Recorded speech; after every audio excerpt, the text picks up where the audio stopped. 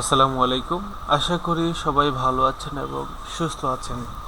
ধারাবাহিক টিউটোরিয়ালের আজকের পূর্বে আমরা নতুন আরেকটি টুলের সাথে পরিচিত হব। আমি একটু জুম ইন করে নেই। কন্ট্রোল প্লাস বাটন একসাথে ক্লিক করলে জুম হয় এবং কন্ট্রোল মাইনাস একসাথে ক্লিক করলে জুম আউট হয়। যাই হোক, তো আমরা আজকে যে টুলটার সাথে পরিচিত হব সেটার নাম হচ্ছে প্যাচ টুল।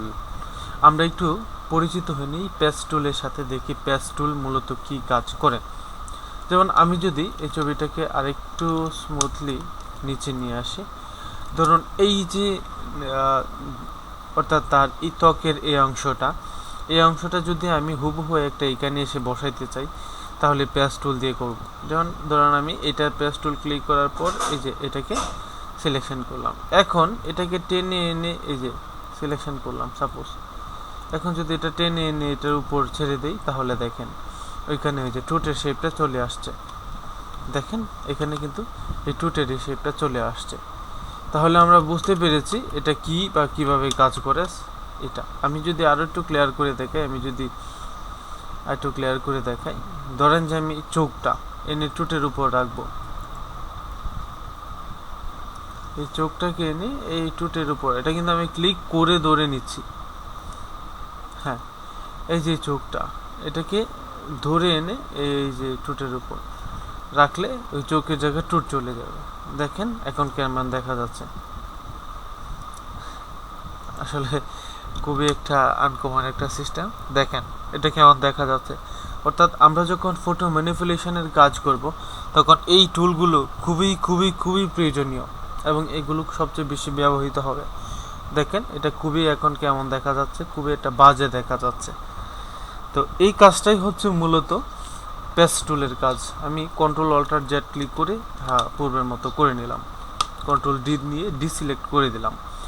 এই হচ্ছে সিস্টেম। এখন প্যাচ টুলের আর একটা বিষয় আছে, এটা আমি আপনাকে একটু দেখাই।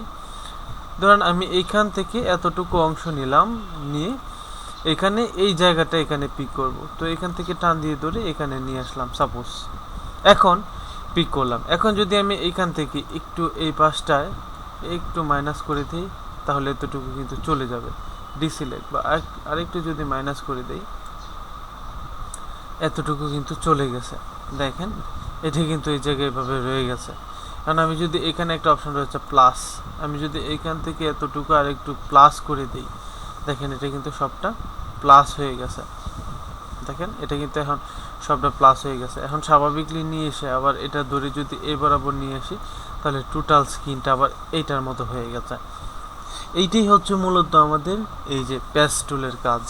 এবং এখান থেকে এটার মধ্যে ক্লিক করে এরিয়া প্লাস করা যায়। আমি এখান থেকে এই যে এরিয়া প্লাস করলাম এবং এটার মধ্যে ক্লিক করে এরিয়া মাইনাস করা যায়। এই যে আবার এরিয়াটা মাইনাস করলাম। আপনি হয়তো বিষয়টা ক্লিয়ার না, তারপর আমি ক্লিয়ার বোঝানোর জন্য দেখেন আরেকটা সিস্টেমলি আবার এখন দেখাচ্ছি। ধরুন আমি এই চোখটা এনে এখানে এসে বসাবো সাপোজ। তাহলে আমি এখান থেকে ধরে এতটুকু নিলাম, নিয়ে এসে এখানে এসে বসাবো। এখন মনে হচ্ছে না আমি তো সম্পূর্ণ চোখটা নিইনি, এখানে তারও অনেকটা অংশ বাকি ছিল। সেই ক্ষেত্রে আপনি এইটার উপরটা ক্লিক করবেন। ক্লিক করে এই যে এখান থেকে ধরে যতটুকু অংশ বাকি ছিল ততটুকু অংশ এসে এখানে মিশিয়ে দিবেন। এই যে দেখেন সম্পূর্ণ নিয়ে নিয়েছে। এখন আমার মনে হচ্ছে উপর দিক দিয়ে একটু বাকি ছিল, তাহলে এইখান থেকে ধরে এই যে উপরের অংশটাও সিলেকশন করে এসে এটার সাথে অ্যাডজাস্ট করে দিলাম, উপরটা হয়ে গেছে। আমার মনে হচ্ছে এখানটায় বাকি ছিল, সেই ক্ষেত্রে আমি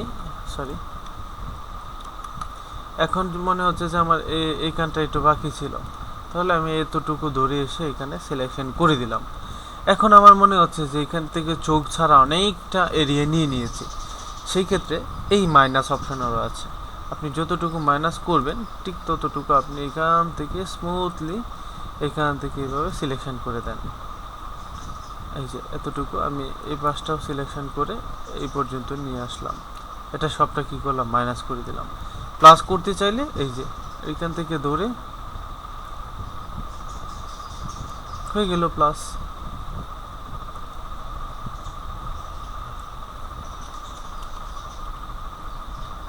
যতটুকু প্লাস করা যায় করে ফেললাম প্লাস। এখন আমি এটাকে ক্লিক করে এনে এই টোটের উপর এখন এটাকে ধরে এনে এই যে টুটের উপরে এনে বসিয়ে দিলাম, এখানে টুটটা পিক হয়ে গেছে। দেখেন এখানে কি করলাম, টুটটা পিক করে ফেললাম। আমি আবার একটু আনি, কন্ট্রোল জেড ক্লিক করে ফেলেছি ভুলে, এই যে টুট পিক হয়ে গেছে। কন্ট্রোল ডি দিলে ডিসিলেক্ট হয়ে যাবে। এই হচ্ছে আমাদের পেস্ট টুলের কাজ। কন্ট্রোল অল্টার জেড ক্লিক করে আমি আবার স্বাভাবিকলি নিয়ে গিয়ে কন্ট্রোল ডি দিয়ে ডিসিলেক্ট করলাম। সরি, আবার বলছিল, এখন কন্ট্রোল ডি ডিসিলেক্ট। দেখেন, তো এইটাই হচ্ছে মূলত পেস্ট টুলের কাজ। আশা করি এটা করতে পারবেন। যেমন আপনার যদি এখানে বেশি পরিমাণ স্পট থাকে, সেই ক্ষেত্রে আপনাকে এটা করতে হবে আর কি। যেমন আমি যদি এই কালারটা, সাপোজ এই যে এই কালারটা বেটার, এই কালারটা যদি এখানে এনে দিতে চাই, এই যে এটা এখানে এনে অ্যাডজাস্ট করছি। বা এখন যদি কপালে এই কালারটা দিতে চাই, হ্যাঁ দেওয়া যাবে। ওই যে কপালে ওই কালারটা চলে গেছে। আমরা যদি এখন কপালে এই চুলের এই কালারটা দিতে চাই, হ্যাঁ এই যে চুলটা কপালের এখানে চলে গেছে। এটি হচ্ছে সিস্টেম।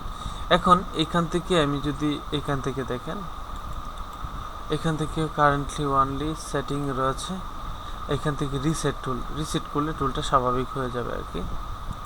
যাই হোক, তো এগুলো দিয়ে আপনি এইভাবে কাজগুলো করতে পারবেন। আশা করি এখন আপনার কাছে এই সম্পূর্ণ প্রসেসটা খুবই ইজি হয়ে গেছে, আপনারা সহজে এই কাজটা করতে পারবেন।